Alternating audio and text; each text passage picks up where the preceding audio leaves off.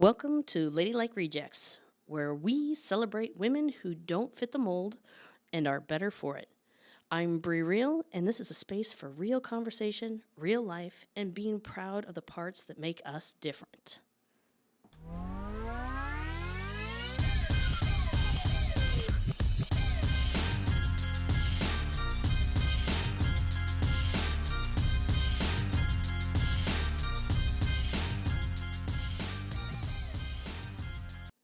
Hey, what's up, everybody? It is Bree Real, and I am coming to you from my Black Room studio. This is episode number deuce.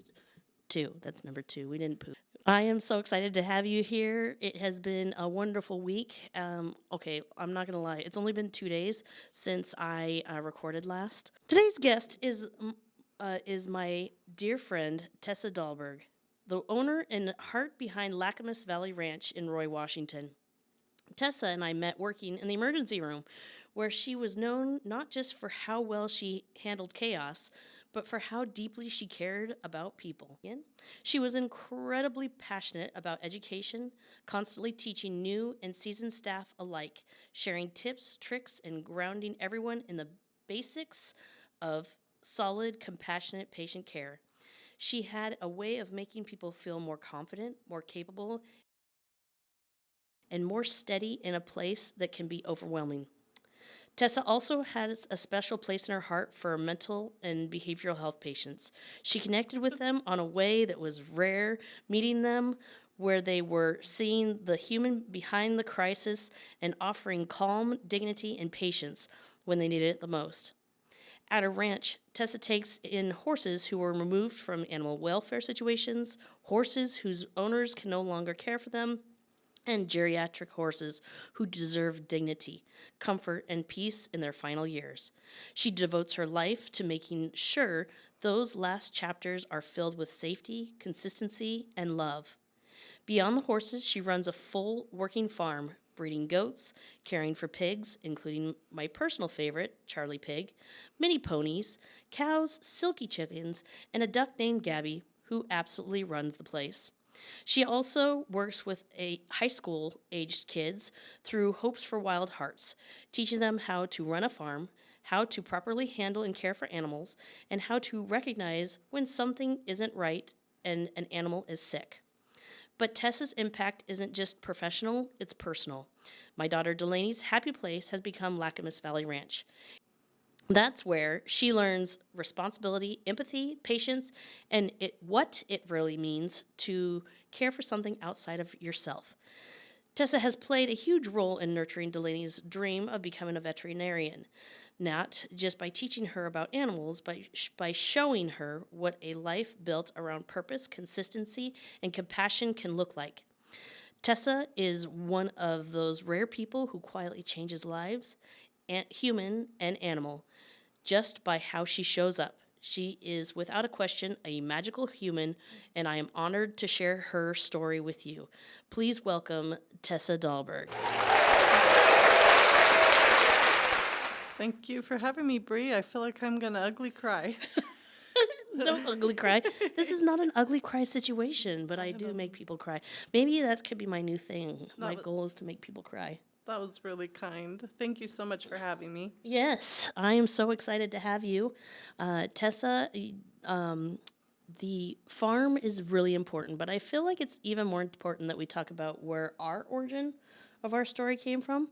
When I did start working at the hospital that we were at, I was told... Yes, a dark and magical place. Yes, I was told the person that is training you is Tessa, and if I ever have to write her up, I'm going to cry because she's the nicest person ever. And I was like, that is the weirdest introduction, but it also was so correct. So, yeah, and when I mentioned the mental health thing, one of my favorite moments with you was when we had a lively patient and was singing on the bathroom floor to you, serenading you, and locked the door. Do you remember that? You know, there have been so many instances. They all just become one big instance. And some of them I've just blocked out. That was my Completely. favorite night. And the worst part is, and I was hoping you remembered the situation because I really want to remember what he was singing. Oh, It was something, it was definitely an 80s song, and it was so good. I cannot remember. But you handled it like a boss and got him off of the floor. Okay. I wonder if you talk to your horses the same way. Probably. Oh, the good old days. I do remember that happening, but I cannot remember the song. But it was probably a good one. It was so good. It was like something at night. I don't remember, but gosh, it was the best. And I'm guessing I did something like got close to him and said, "Get off of the floor and back in your bed, please." It was so gross. And I remembered that's how I learned how to unlock the bathroom doors. Oh, good. I'm really glad I taught you something Yeah, valuable. yeah. So it was really a valuable moment. Yeah, that was a good time. Good time. So, okay, let's now. We talked about the ER, which is great times. But one of my favorite also stories about you is how Lacamas Ranch came about and how you became the owner of this ranch. Well, it's really a neat story because I never pictured myself living on Lacamas Valley Ranch. Well, at least I didn't expect it. I grew up pretty close to the ranch on 4th Avenue South, and when we drive by the ranch as a child, it's a big place that looks like a storybook with the big red barn. Looks like a castle in a little area, and I used to drive by and think that, and I never imagined I would live there. And how old were you about this time? I don't know. I grew up in the area until I was about 10, so So you were little. yes, very little. But as an adult, we boarded some horses out there, so I'd drive by it too, and I would call my husband and say, "I'm driving by my dream place," And so it's pretty, I don't know, almost surreal that I live there now. Yeah. And you went through, there was, potential for you going to a different ranch, another area, and I knew that you were lining that up for a while, and then just majestically, over time, because how many times did the ranch come up for sale? Because I remember it came up for sale, didn't it? Yes. And it didn't work out. We had to go after it 3 times. 3 times. Yeah. 3 times, but the third time was the charm. The first time, I had tried to buy another property. It was COVID. It didn't work out. It wasn't the right time for us. It was weird getting a loan. We had wanted property our whole lives, and we were working towards that goal. And so it was really odd because I had a friend that we worked with in the ER tell me that their grandma was going to be selling their ranch, and I should really check it out. So she gave me the address.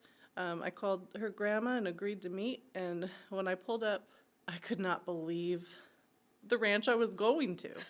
I knew exactly what that place was, but I just thought I was going to somebody's farm. I was shocked.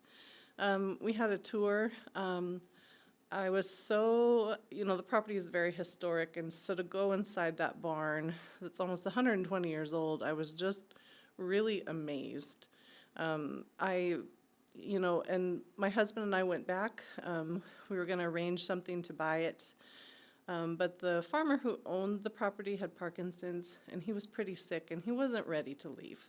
It wasn't the right time, so we didn't end up buying the property. So we left it, and then over the course of the year, I thought I was going to buy my grandparents' property, which I grew up next to, and it's like a childhood property, and we tried several different things, and it just wasn't working out. And we were saving money and really working a lot of jobs and putting a lot of effort into getting this farm. I was so brokenhearted when it didn't work out. And I had no idea what would be in store next. Right. So when that didn't work out and we came to terms with that wasn't something that we could do, because we kept hitting the ceiling, with trying to get it. And so when we walked away, I asked my friend, hey, is your grandma ever going to sell that ranch by chance? And she said, yes, tomorrow. She's putting it on the market tomorrow. You should call her.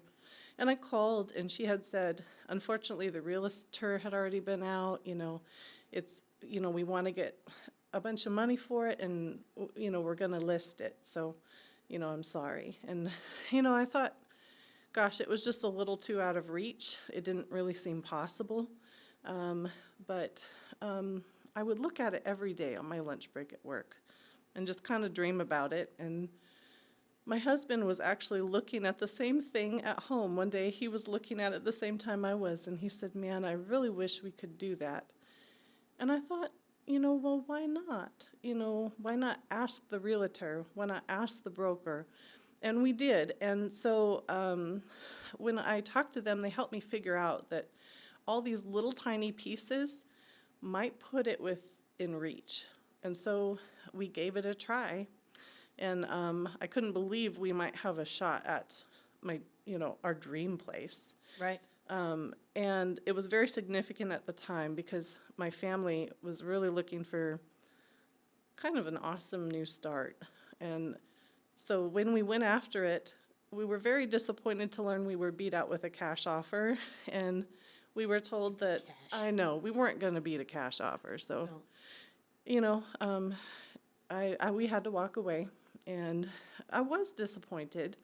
And we started looking at other properties, and just none of them were the right fit, and none of them worked out. And one day, the property just popped up again on Redfin. And I started running around the house saying, is this for real? Like, is it really back on the market? And I called my friend's grandma, and she said, yes, it is, but I hate to tell you that, the person with the cash backed out, but one of the other people interested in the deal is going to be putting in an offer as well. And I said, well, we are going to be putting in an offer too. Yeah, girl. And so we did. And we put in that offer. I wrote them a letter about how much it meant to us. At that time, you could do that. And Yep. Our offer just happened to be a little bit better. Yes. That's amazing. Yeah. I love that story so much. Yeah. And really, like, if I would have given up at any time, because every time I lost it, I felt like it was lost for sure. Yeah. So I think it's really amazing that it happened. And just one thing could have went wrong in the process, and we wouldn't have been able to get it. Yeah. Yeah. But no, that's persistence right there. You guys didn't give up. And you willed that. You willed that shit.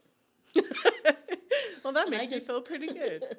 So I absolutely love that. So then all of a sudden you have this magical place Yes. that you call home. What did you envision for the land and property and So what is really odd is, like, in healthcare, I had this whole separate set of goals. I wanted to be a physician assistant, and I was going to school to get my bachelor's degree in public health. And after that, I continued on, my goals. And the ranch just kept calling my name to do different things. Like, it was a very special place, and I saw doing something very special with it. And things just kept occurring to create the Lacamas Valley Ranch that now exists. And it's just like, I couldn't get the visions out of my head of, when we first got it, we started boarding horses, because that's what they did before. And I loved helping all these great people with their elderly horses. There were so many things that created the vision that it's hard to explain it in just a few words. But all I know is I kept seeing the visions over and over and over again. And we had a trunk or treat. You were at our very first trunk or treat. I was there at the first one. And a bunch of our friends from the ER were there. It was a really fun time. And we opened it up to the community to come and trick or treat on our ranch.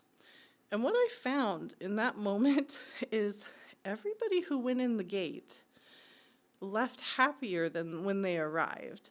And they all had either a special memory from that day, or the ranch has been around so long and is an important memory and landmark to so many people. they could not believe I let them come and go in the barn. And they had memories of their childhood connected to the ranch somehow. And I just thought, this is what I want to do. This is exactly what I want to do. In the ER, I loved helping people, but there I was hitting the ceiling too. Right. I was hitting the ceiling at college. I just kept hitting that ceiling. And it's funny, what was working for me before wasn't working anymore. And the ranch was like directing me towards creating what I wanted to create. Yeah. And I think that you are so much happier than you were. I feel like 8 years ago, I think is when I met you, 7, 8 years ago. And so it's the vision keeps changing though, doesn't it? Yes, it does. And happiness is a fleeting thing. With doing something as an entrepreneur, as you would know, you always face a lot of challenges. It's a lot of hard work, and you work a lot more than I did at my regular job and going to college. But I think the satisfaction I get from what I'm doing is just so much more. Yeah. The animals are most definitely way more grateful, aren't they? So I say that all the time. So I've helped a lot of horses and a lot of animals, and you know, at the ER I helped a lot of people, and I love that too. I've helped a lot of people on my ranch, but the animals are so grateful. They really are. Yeah. They really are. Today, I had one of the girls was brushing a horse, and it was a horse that really didn't get that much love before they came, and was kind of the horse you couldn't hug and love on when they arrived. But the horse now was being pet and loved and falling asleep in her arms. Oh my gosh, that right there. They love love. Yeah, they do. And definitely in the ER, I didn't get the same amount of grateful. No, they don't fall asleep in your arms. No, and if they do, not. it's really awkward. And if it was anything like the bathroom floor situation, I don't think I want them to. That is the truth. Absolutely. Yeah. So tell me, you had mentioned off the podcast that you've got some big plans and things like that going on at the ranch. Yes. You want to share some of that stuff? Yes. Now that I will allow you to? Absolutely, Bree. So I have been doing many different things on my ranch, figuring out what works and what doesn't. It's all part of bringing the dream to life. So what we are looking towards in the future is, so far I've created a Hope for Wild Hearts program for Lacamas Valley Ranch, where high school kids can come. They sign up with a fee, but after that, they get the chance to do some really cool things. So not only do they get to learn about animals, taking care of animals, the responsibility of animals, we also do community service. We have a shuttle bus of nursing home residents. So we have some independent living homes come visit. We bring the animals out to them. We have fundraisers that are really awesome. So about quarterly, we have an event on our ranch, and the kids get to be a part of that event. And at the event, they teach about animals, bringing public awareness. And I think it's a real confidence builder. When I was a girl, my grandma introduced me to horses, but when we moved from the farm, I just really craved that lifestyle, and I got involved any way I could because people shared those animals with me. And I feel like kids today don't get the same opportunities as often, and I feel like it's really important. So I'm hoping this program is going to really connect a lot of kids who want to be a veterinarian, who want to run a ranch, who want to be a farmer, who want to have their own horses. I'm hoping it'll give those high school students that opportunity. Now, if you do have a high school student, because your ranch is in Roy, you do have a high school student that would be interested in this program, where would be a place that they could reach out, or how could they reach you to see if they qualify to be part of this? So the best place to find me right now is on Facebook, and if you send me a message on Facebook, Also online, if you Google Lacamas Valley Ranch, my phone number is there. It's best to text me. And then, yeah, so other than that, I have some other really cool things coming up.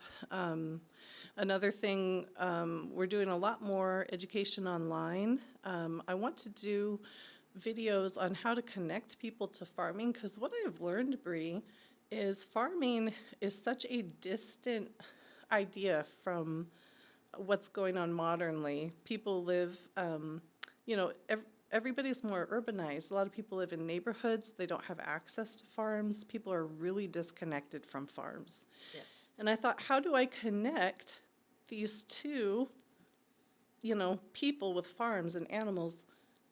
It starts online because everybody is online. Right. So I'm going to start online, and we're creating a membership for people to become members of our ranch. And they're going to be able to follow the story and help support some of the elderly horses that we've taken in, which I think is a pretty cool opportunity, and then have a chance to be involved. I'm still working out all the details, but I know with the membership, they're going to have certain experiences on our ranch that isn't available just to anybody in the public. Cool. And I just think that it's going to be really awesome, because then I'm giving an adult who wants to start a farm, who wants to start a homestead, who wants to get chickens, Right. who wants to learn about horses, I'm giving them that opportunity as well. And this is a Patreon, correct? That they'll be going through? Yes, it's going to be a Patreon. Okay, very cool. And you don't have it started yet? Not yet, but it will be launching this spring. I'm hopefully we'll have it launched by the end of March. Awesome, which is the perfect time because this will be coming out on the second week of March. So with that being said, will it be under Lacamas Valley Ranch also? Yes, it will. Okay, cool. So that'll be a great way for people to access that information. I know personally, I am now homesteading thanks to this lovely lady here. I have two of her wonderful goats. They're Nigerian dwarfs that I have learned so much about. I didn't realize that I was going to love farming and animals and the ranch as much as I do, but that's one of my favorite places to go is the ranch and actually working on the ranch because it's like you get that same fix you get in the ER, only Yes. they're a lot more grateful. Yes, yeah, it's very similar. Like, it's very healing. It's very healing working with the animals. And we do a lot of fun stuff, too. Yeah. I mean, I feel like summer, we've had events called baby goats and root beer floats where we have ice cream and we enjoy the company of baby goats.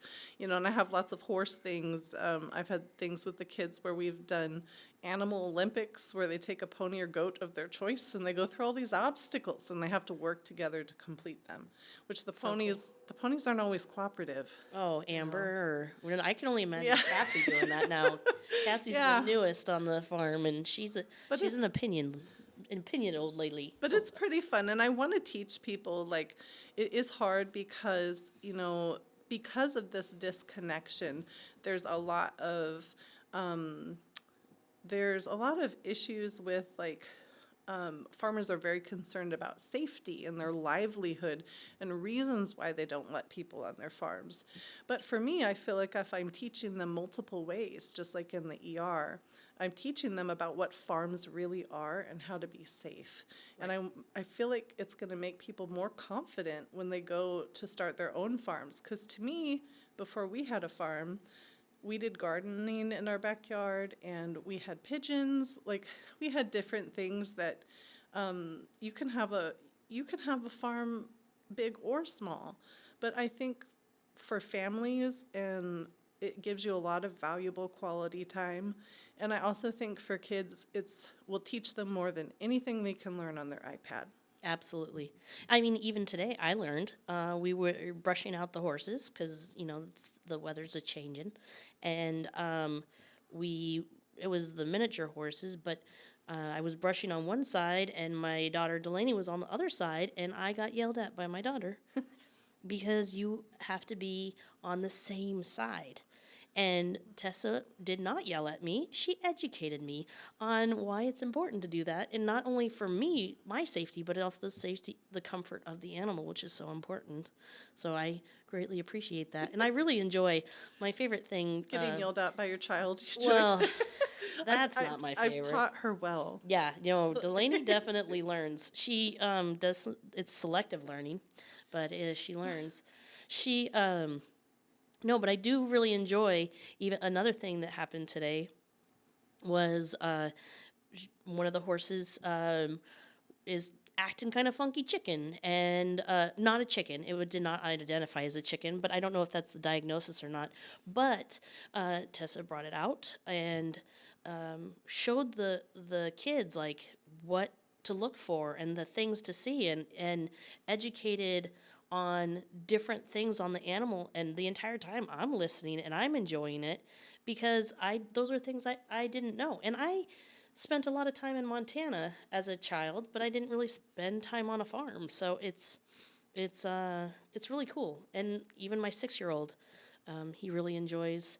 Today I didn't even invite him to come, but I had made an announcement that I was leaving, and instantly he's like, "I'm getting my clothes out and I'm coming." So it's a very, very cool place. So I do want to go back really quick.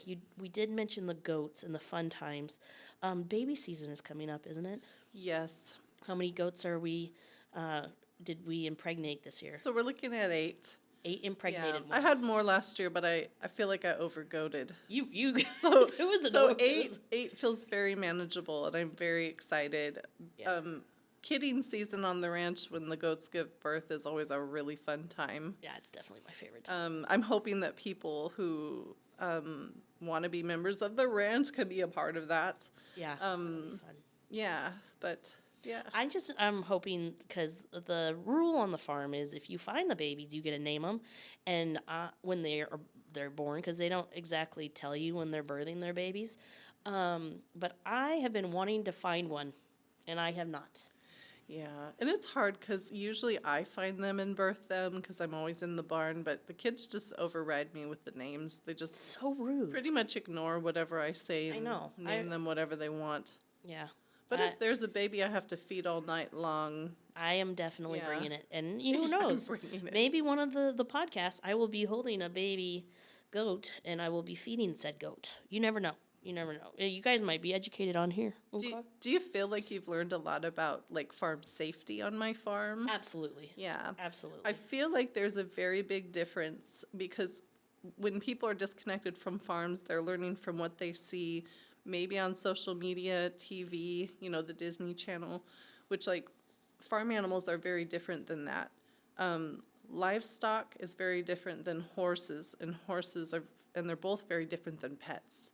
Absolutely. So there's like a lot of things to learn to work safely, and I think I teach in a fun way. No, you most definitely, and it's in those moments that you can educate, and that's huge, because those are what remind people and keep it. Even today, when we were brushing out the horses, I saw Malachi take the time to go around the horse and be very cautious of it, because that's how he was educated. If it was a year ago, he would have ran right behind the horse like it's no big deal, but he knows the safety of it because he was educated appropriately. And I think the repetitive learning, like, when you're learning and seeing and doing so many different ways, if he's ever around horses in the future or wants to be a horse owner or anything like that, I think he'll know a lot more of how to be around the horses. Yeah, absolutely. And realistically, prior to this exposure that I've had personally, I was terrified of horses. No way. I was absolutely terrified of horses. And now I feel absolutely comfortable with them and understand them more because you've taught me, and Delaney has taught me the things to look at, the behaviors that they're doing. And yes, they are big and they deserve respect, but at the same time, they're the kindest freaking things in the whole entire world. Yes, there's a lot, like horses are so good for people, and I want to teach people to be good for them too. Yeah. Because horses, I learned sadly in being part of a nonprofit and helping horses that most people will tell you they plan on keeping their horse for their whole life, but do you know that less than 1% of horses get to stay in their forever home? That's less than 1%. And there's a lot of reasons for it, but I do want people to come and see that elderly horses are not disposable. When they're past the point of riding, I want people to see that they have value. Yeah. And I really believe that they do. Now, I do know with your horses and having elderly horses and just having a farm in general, your vet bills probably are insane. So what are Yes. some things, how do you deal with that kind of stuff? How do I deal with the huge Well, vet I mean, bills? like what, because no offense, I don't think that you are a millionaire or at No. least a closeted millionaire. So, like, how, aside from doing different things like Patreon and everything like that, I mean, what do you rely on for people to be able to cover your vet bills and those types of things? So when I started this, I actually had a failure that I want to talk about because failures are really important for growth. I love that. So a lot of people won't do tricky things because they're afraid to fail, but I just say bring it on because I know I can always get back up.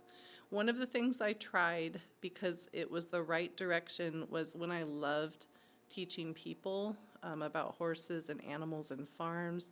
And when I found that I loved helping people take care of their old horses, it seemed like a nonprofit was the right direction. So we started a nonprofit. It ran for about 3 years, and it's currently paused because I did not realize the high cost of business costs, the impacts it would have on my ranch that were pretty negative, and there were a lot of difficulties with running a nonprofit. Not that I won't be restarting it, because I have it paused, and I Right. will be starting it again. I don't know if it can be at my home, but one day I really hope to maybe save enough money to give a barn just to that nonprofit. So anyways, when we started the nonprofit, we started taking in lots of elderly horses, but I would only take as many as we could care for. But the difficulty with the nonprofit is it's very weather dependent when you can raise funds. And sometimes you cannot get a donation no matter how much you try. There's people who want the services. I told you in 9 days, just a week ago, I had a request for 102 animals that needed placement or people wanting me to take them.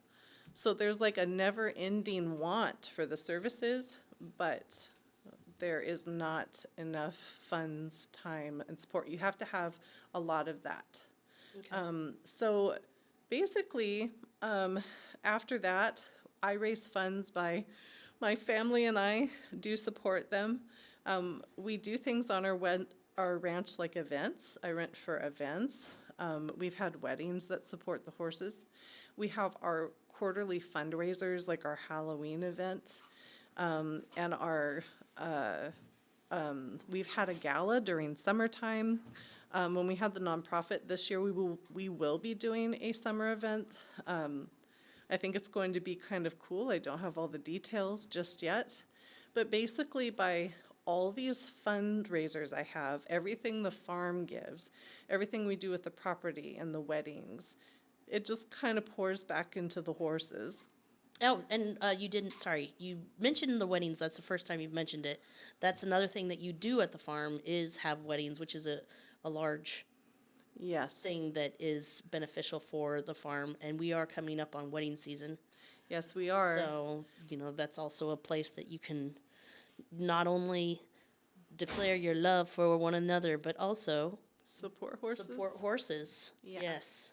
Yeah, pretty much anything that goes on my ranch is supporting the ranch, and that is how we do it. It has been, I can't explain how much it costs to get through winter and how difficult it is with all the vet bills and the feed bills, but somehow we manage to do it. And that also makes me think that sometimes if I can take care of that many horses and I can put that much gusto into giving them my best, why can't one person do that for their one horse? Right? You would think. You would Yeah. think. It makes me sad when people dispose of the elderly horses, which there are reasons. People age too as their horses age. They can't physically care for them. Financially, they're a car payment, and sometimes people can't afford it. And how old is the oldest horse on your ranch right now in this moment? Right now, we have Cassie, who is 32, and she's a Shetland pony. 32 years old. Mm-hmm. Yeah, 32 is a long time. And miniature horses and ponies, the smaller they are, they're like little dogs. They can live longer. My best friend had one who it was claimed to be 48 years old. 48 years old for a horse. It's like second to turtles, I feel like. Yeah. So people get them, maybe for their child, and their child's interested for only so long. Right. But You can't take horses to college. you can't take horses to college. No.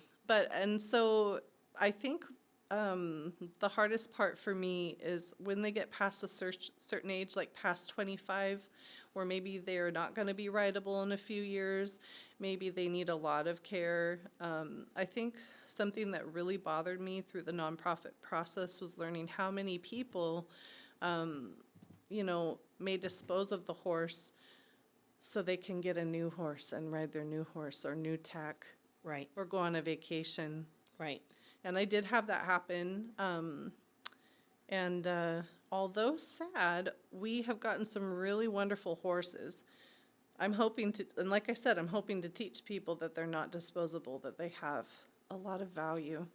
So how often do you have the vet coming out to your place? So typically quarterly, but I have 2 major annual vet appointments during winter. I used to have him out quarterly for annual care, but I realized they all need the care around winter time, so I was having him out twice. Twice? Okay. Yeah, so I have him out 2 or 3 times a year, usually surrounding winter. And with that, they get vaccinations, they get their dental, they get their physical, they get their sheath cleaning, because dental care is crucial in old horses. So then you have that's going on, and then you have what else that needs to come out and take care of the horses on top of that?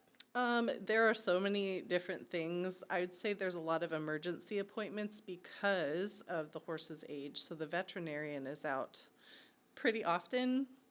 I would say I see them so much, they're almost like my friends, except I pay them a lot of money. Yeah, right, I'm Yeah. sure. Kind of like me. You pay me a lot of money to hang out with you, too. Yeah. Oh, stop it. That's awesome. So, what do you have other plans beyond the Patreon and stuff, or is that? So I think I'm going to build off of that to start. I Okay. do have lots of plans in the future to support the old horses, too. I do have a couple cool jobs. I mean, Okay, what you got for jobs? They have to do with the ranch, but not. And I could only do seasonal work because it takes a lot of hours to run the ranch. What's a day like for you on the ranch? Well, I just recently clocked hours, and I found, which I'm not the only one running the ranch. I have Right. my family and my husband, but I would say that an average day for me during winter, where the care is heavy, is 8 to 10 hours. But to run that ranch efficiently, it's an 8 to 16 hour a day job. Wow. So it's a lot of work, but it's definitely a labor of love. I love caring for them. It's just what I love to do. Yeah. Well, it's very apparent because that place is well maintained and loved, and those horses, pigs, all the animals are living the life, the dream. Can you tell me a little bit more about the Daenerys and Rhaenyra? Yes.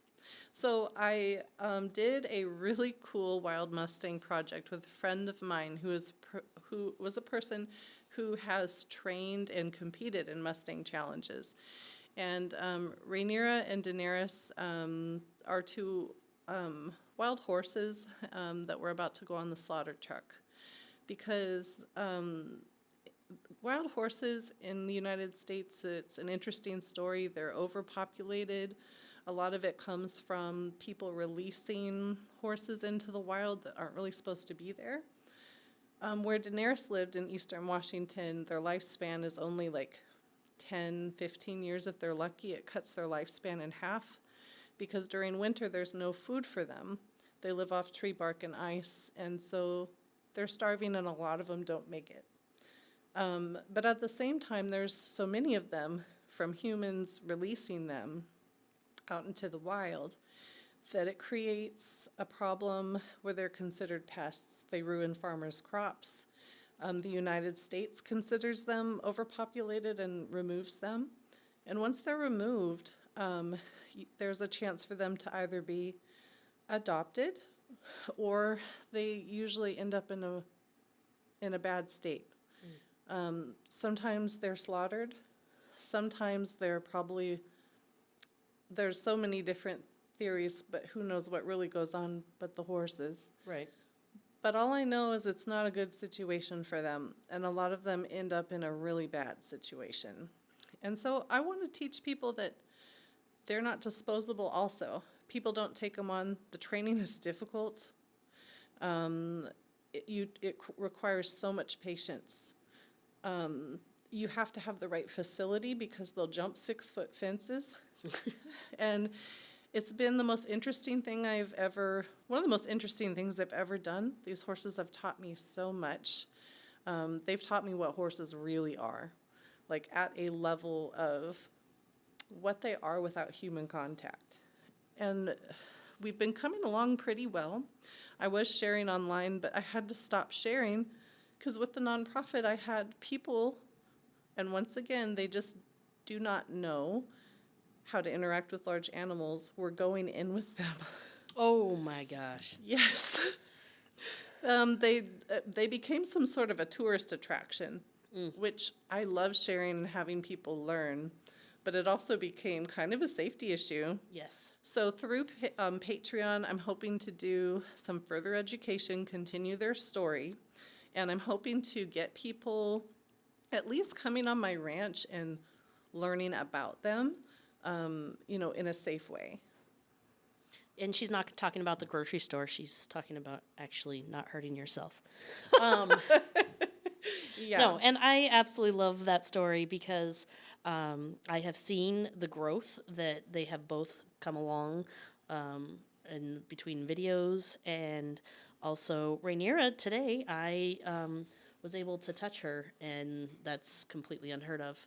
I'll just ask one more thing. How much time do you have to do with them a day for their training? So 5 minutes to them actually makes a big difference. But if you can get your hands on them multiple times a day, like 2 or 3 times a day, that's fantastic. So I would say it goes from, if I don't have a lot of time that day, 5 minutes to hours working with them. But you have a good time doing it. I really do. And I've noticed you have to be really patient, because there was one day that I tried to feed Daenerys, and I wasn't going to quit, and she finally took the food from me, which was really cool. It's a total win.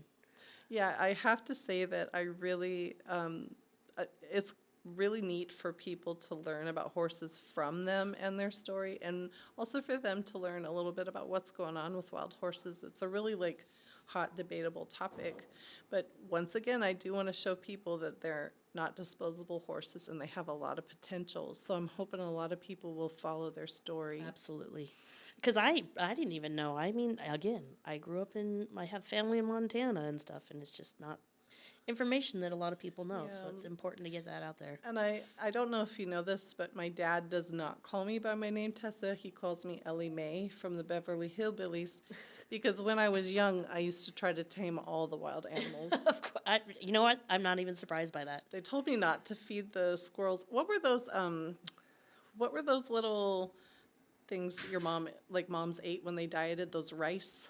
The rice cakes? Rice cakes. Yes. So nobody ate them, of course. And so I remember I was trying to tame the squirrel, and my parents were like, "Do not feed that squirrel. You're going to get rabies." And I just like couldn't help it. Like I was out taming that squirrel every day. Luckily I didn't get rabies. You didn't. At least we don't think yet. Nobody was there to talk to me about safety, which maybe someone should have been. But I don't know. The name of my nonprofit was Hope for Wild Hearts, and I'm continuing that through the ranch. And I do think there's hope for wild hearts. I have a wild heart. A lot of these animals have wild hearts. These kids and people who visit my ranch have a wild heart too. So. Absolutely. Now, back to what we were talking about, your new jobs, your side gigs, the things that are getting you in trouble. I've done them over the years, so it's hard for me to work off the ranch because I work that ranch. And when you own a ranch, people don't realize what it takes to run a ranch. But when I'm not on the ranch, I have a seasonal job that is pretty cool that I do part-time and now full-time. I work for Traveling Farm through the Washington State Fair agricultural education program, and we visit elementary school and we teach kids how their food gets to their plate, where their food comes from, and we bring animals for them to pet and learn about. Oh, so cool. Yeah, some of my adorable little creatures I think might be traveling with the farm this year as well. So I mean it is going to be really fun, and I got a really cool job. And I just signed the paperwork to do it, but the Fair Farm Barn at the fair, Yeah. where you get to go and pet the animals, Yes, which is that's part of the fair. the best part of the fair. Yeah. I'm going to be the superintendent of the barn and in charge. Yay! I'm going to get to do all these amazing things. I work with this really amazing team, but the team that ran it for 30 years is retired, and I get to continue on with this amazing team. Some of my cool animals may be there. There's going to be a lot of cool animals there, but Will it be starting this spring fair in April? it'll be starting spring fair. That'll be my Awesome. first one. Very cool. So I get to, hire the people, the animals, come up with new ideas for the barn, but also keep it the same thing that people just love. Right. And the minute I worked there, I just fell in love with it. And what's pretty amazing is on my ranch, I can reach thousands of people. At the fair, I can reach millions of people. Absolutely. And so I'm really hoping to connect people with farms and a deeper understanding of these animals and how farms work. Yeah. Yeah. That's going to be so much fun. I'm excited. Yeah. Yeah, so excited. Come on down. I mean, come on down, and if you got a trot and a gallop and do it real slow, your heart don't palpitate, you get in that farm, and you can check out, and maybe Bertha Doohickey will be there. Yeah. Bertha Doohickey's pretty cool. Bertha Doohickey. I think she needs likes to visit my farm again. Absolutely, absolutely. That is so cool. I am so excited for you, and it's going to be so awesome because Delaney will have her lamb there at the fair, so we'll be spending a lot of time at the fair this year. Have you told people about Bertha Doohickey? Not on here. They don't know about Bertha Doohickey, the alter ego of Bree Real. She's a pretty amazing character. Yeah, she likes to go on the farm and pretend like she knows what she's doing, but she really don't know what she's doing on that farm there. I think she's doing a pretty good job, and I think that people would like to follow her story. Yeah, as well. Bertha Doohickey's going to be on that farm, and we will get some footage down there on Bertha Doohickey. You should have seen when she was milking them goats. And She they did a good done job. straight squirted her. Do you like learning to milk a goat? The milking the goat was so much fun. It is fun, isn't it? It is so much fun. Like, I would, like, Delaney said she's going to try to talk you into milking goats or keeping, I don't know what she's got plans for you. You just don't even know it yet. Okay, I'm happy to hear him. I'm sure. I I'm love to absolutely help everybody make their farm dreams come true. That's the place to do it. And then the next thing you know, it spills over into your side yard. And Tim doesn't know that we're going to... Don't talk to me. You'll go home with an animal of some sort. I know. I'm surprised that Tim lets us talk. Because he always says we are not allowed to get another animal or any creature with a heartbeat. And, well... I don't know. I hear he loves those goats. He does. He does like the goats. He doesn't go over there very often, but he does love the goats. He didn't love when I brought it in the house.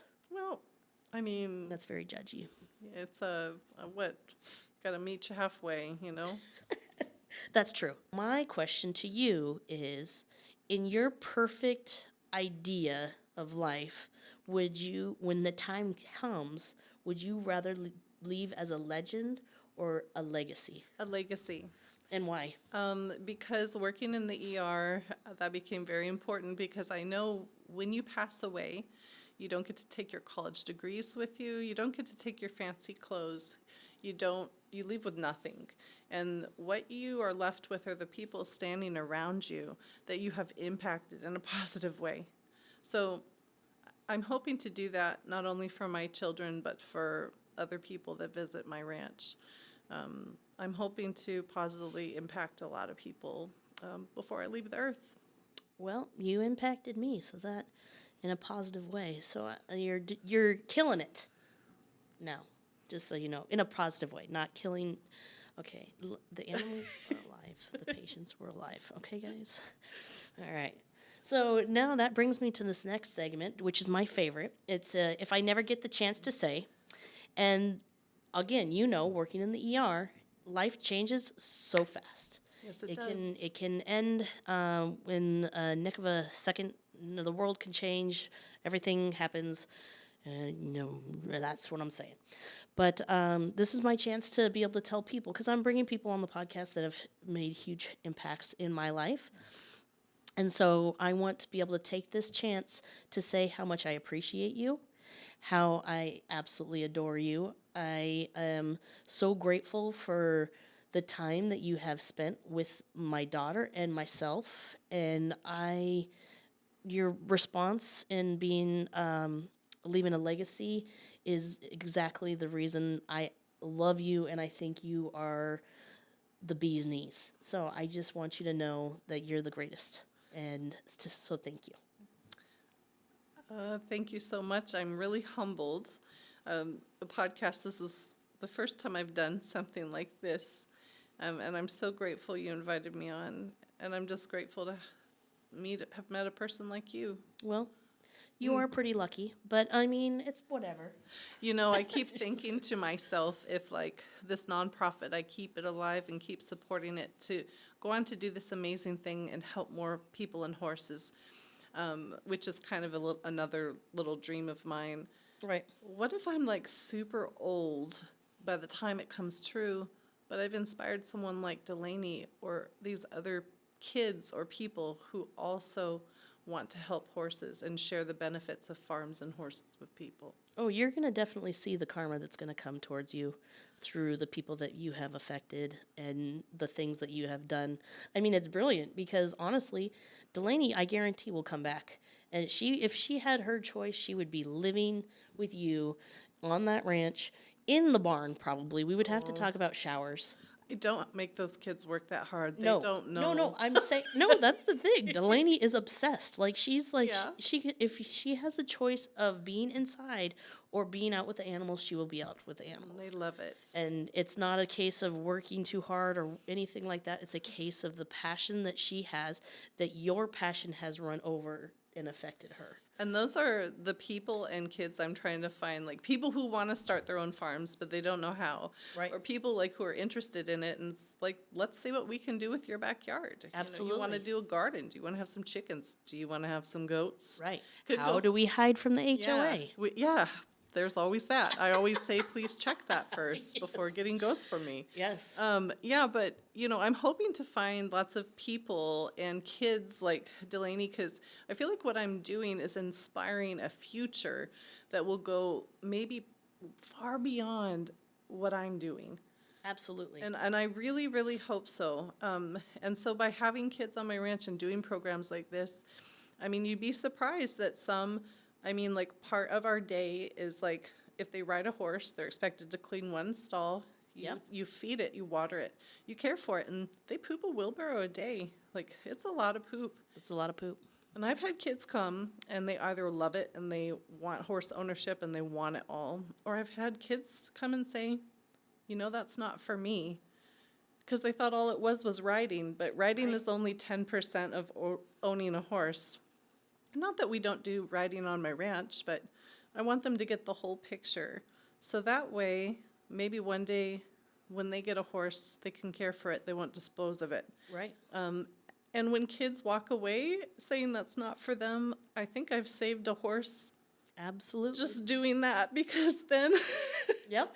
you know, they may not get a horse in the future because they find out that, you know, it just wasn't the right fit. Yeah. No, and that's exactly what's happening, and that's what needs to happen. It's great. It's tough love, and it's important love that Yes. people need to learn.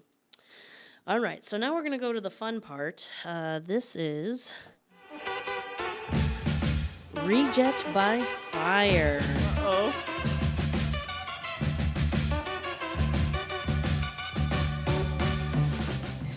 And I am going to be asking you two options, and you have to pick one that you are going to reject, and it will die to the fire. Okay, so it's the reject, not the one that you want. Okay, Okay, explain that one more time. I'm giving you two options. Okay. You have to choose the one you reject, you don't want to do, Okay. and it's going into the fire. Okay. So I choose the option I don't want to do. You don't want to do. I'm and, ready and to you do not refuse. explain why. Okay, we'll just answer. I just say I do not consent. I do not consent. Okay. Very much so. All right. Are you ready? Yes. Early mornings or late nights? Early mornings. You reject early mornings? Yes. Okay. All right. Muddy boots or freezing mornings? But they all go hand in hand. I know. ChatGPT chose this one. And all right. Muddy boots or freezing mornings? Muddy boots. All right. Bottle feeding babies or wrangling full-grown animals?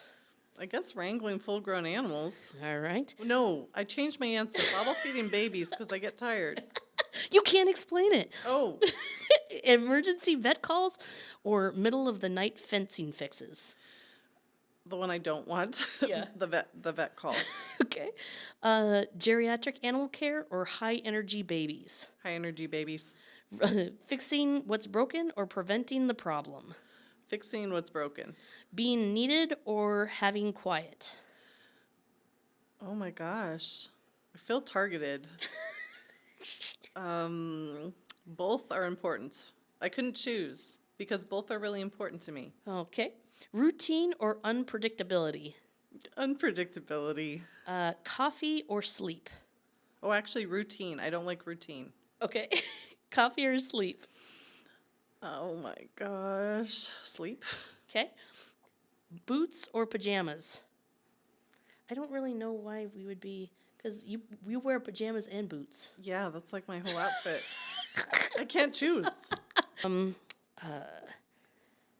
Planned day or wing it? That's the exact same freaking question. Planned Okay. day. All right. City errands or never leave the ranch? City errands. Teaching kids or talking to animals? Well, I just don't know. Silence or animal noise soundtrack? They're both. The silence is the animal noise soundtrack. All right, there we go.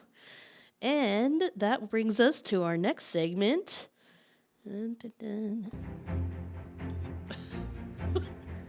The Reject of the Week. This is the part of the show where we acknowledge a true ladylike reject, a woman who's doing things her own way, even when it doesn't fit the mold. This week's Reject of the Week is someone whose impact on animal care is felt around the world, Temple Grandin. Temple Grandin is an animal behavior expert, author, advocate, and one of the most well-known autistic voices in the world. She revolutionized how we understand the care for livestock, especially horses, by teaching us something simple but powerful. Animals experience the world differently, and it's our responsibility to meet them where they are. Temple has said that her autism gave her a unique ability to understand animals, to notice what others overlook, and to advocate for humane, compassionate care when it wasn't the norm. She turned what the world once called a limitation into a gift that changed the industry and improved countless animal lives. That spirit of compassion, patience, and honoring dignity is exactly why she felt like the perfect reject of the week for this episode. In Temple Grandin's honor, Tessa Ladylike Rejects will be making a $100 donation to Lacamas Valley Ranch because if anybody embodies the same passion that Temple Grandin has, it is you.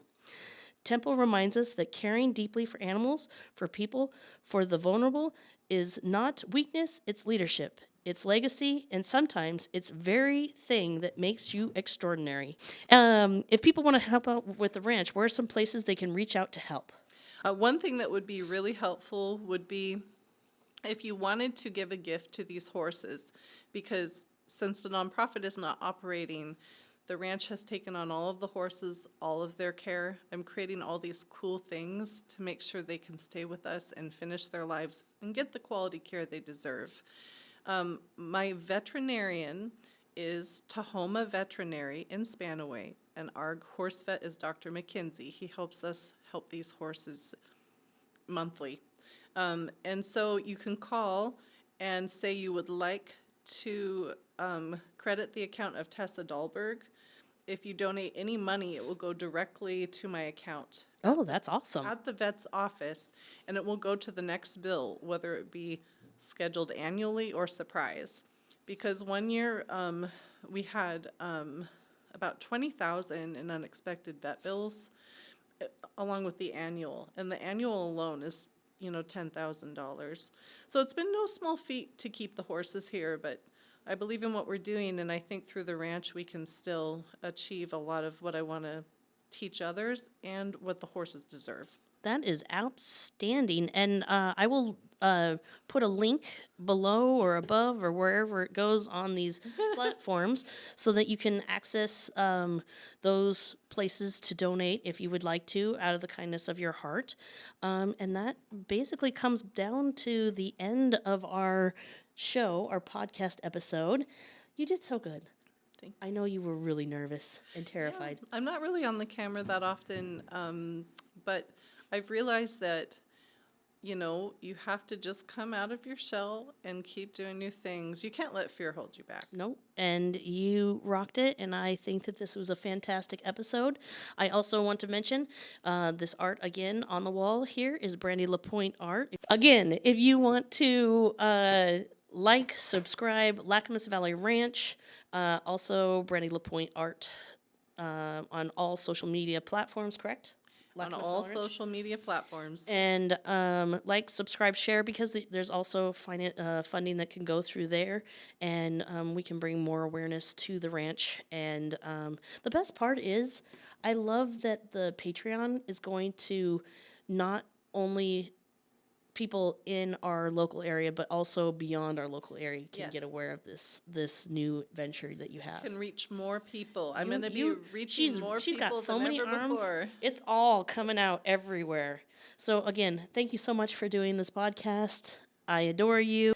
But until then, stay real, stay rejected. See you next time.